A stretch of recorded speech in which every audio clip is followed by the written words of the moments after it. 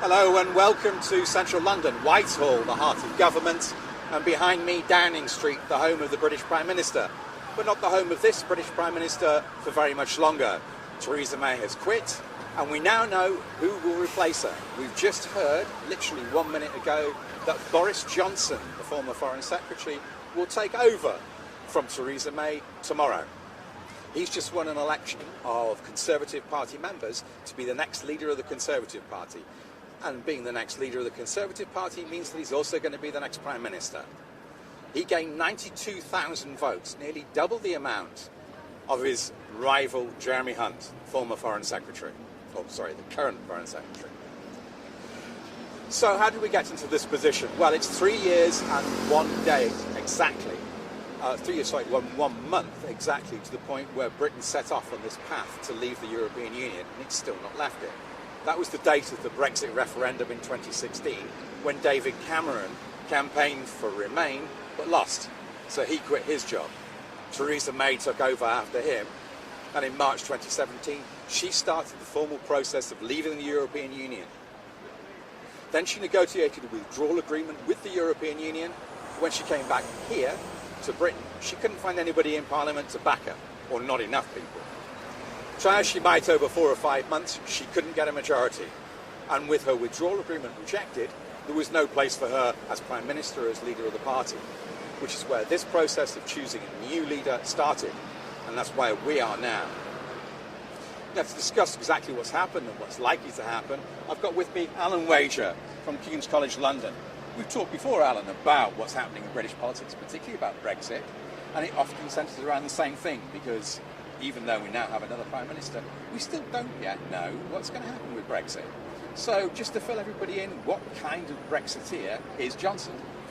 So Boris Johnson is in many ways Mr. Brexit. He was the head of the campaign to leave the European Union 3 years ago, and since then he has been the chief spokesperson for whatever the strongest form of Brexit there is available. So he was originally in Theresa May's government, and then he resigned about a year ago because he thought that the Brexit deal that Theresa May had negotiated did not leave the UK independent outside of Europe.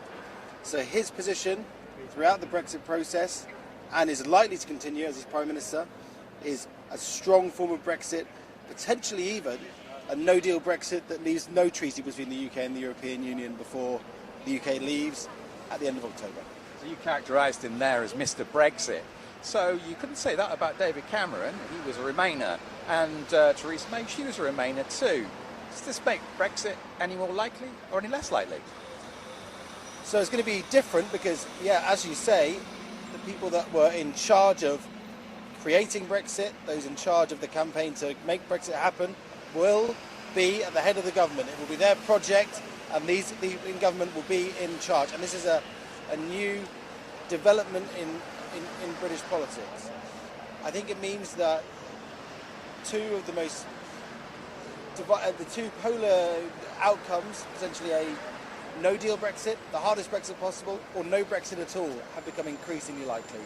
Because it's really hard to see how, with Boris Johnson as Prime Minister of the UK, we get this negotiated withdrawal from the European Union that Theresa May tried so hard to achieve.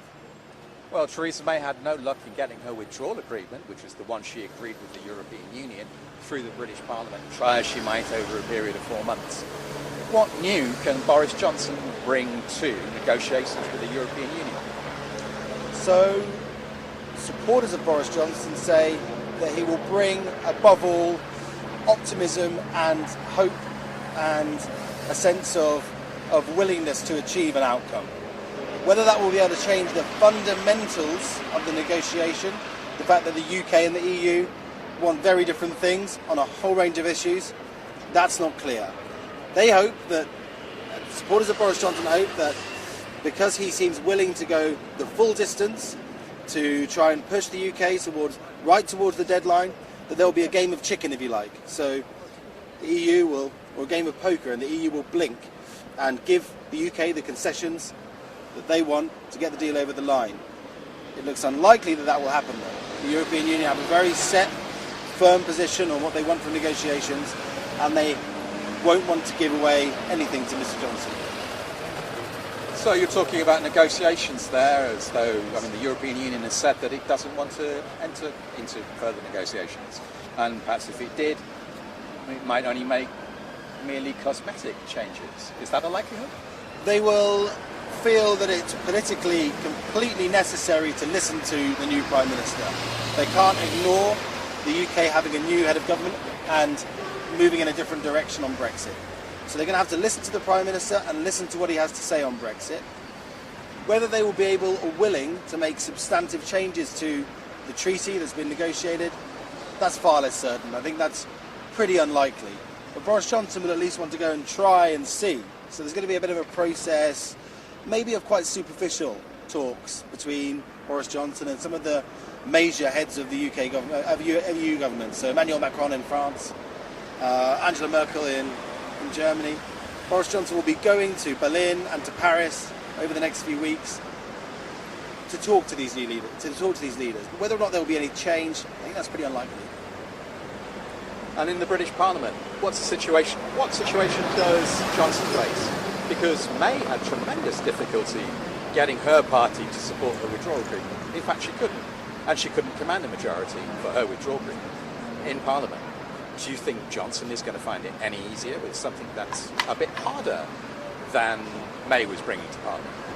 Yeah, so what ultimately undid Theresa May, and what ultimately means we've got a new Prime Minister this week, is the fact that the numbers in the House of Commons, the opinion in the House of Commons, meant that there was gridlock in the House of Commons. And that does not change with the new Prime Minister. The numbers do not change. Nothing changes in terms of what the political issues that this new Prime Minister faces in the House of Commons.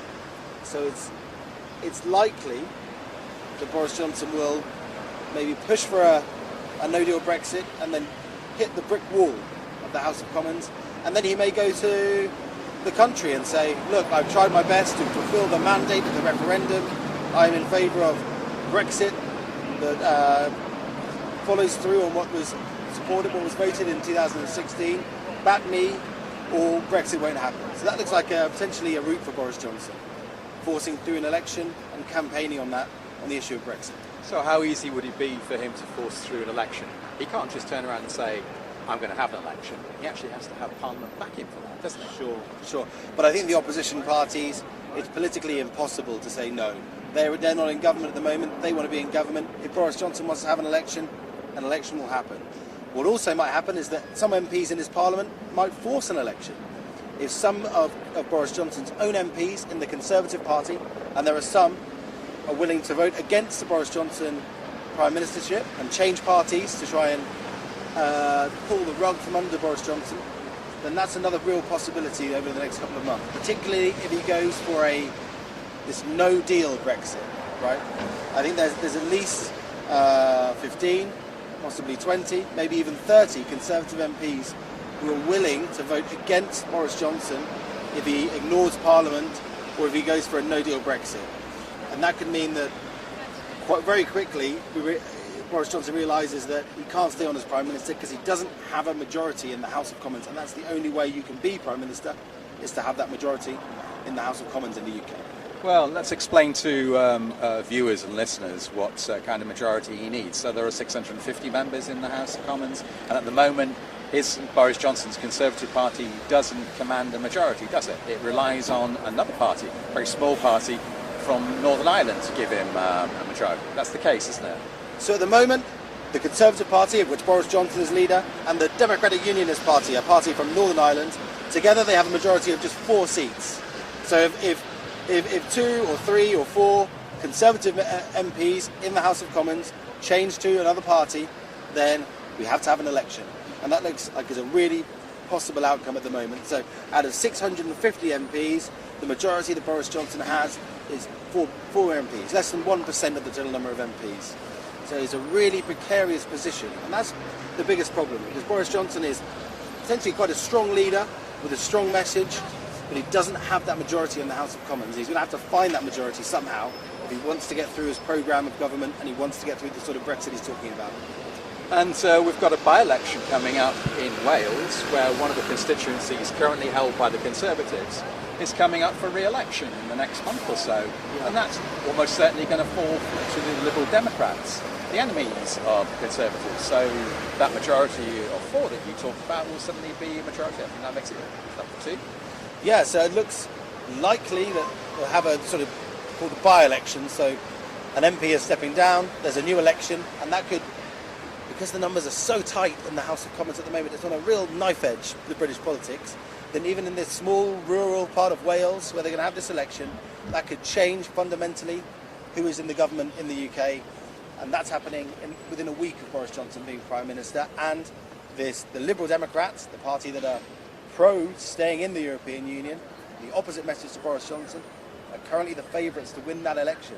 So actually, as we're looking at British politics at the moment, today, Boris Johnson's position really does look very, very precarious. And you mentioned earlier on that people in his party would almost certainly try to pull the rug from underneath him, and his main policy, the policy that he's tied himself to, of leaving the European Union with a deal or with a no deal, they're going to try and wreck that, particularly if it's going to be a no-deal policy. We've seen a series of quite unprecedented resignations from very senior cabinet ministers in the run-up to Johnson winning this election, haven't we? Yeah, so it's not just the volume of people the number of people that have resigned from the government and will cause a problem on the issue of Brexit from the backbenches. It's who they are, it's the voice they have. So, for example, the former Chancellor of the Exchequer, the person in charge of the Treasury and the money in the government, he has resigned and will be sitting behind Boris Johnson, and he has said he'll do everything he can to stop a no-deal Brexit.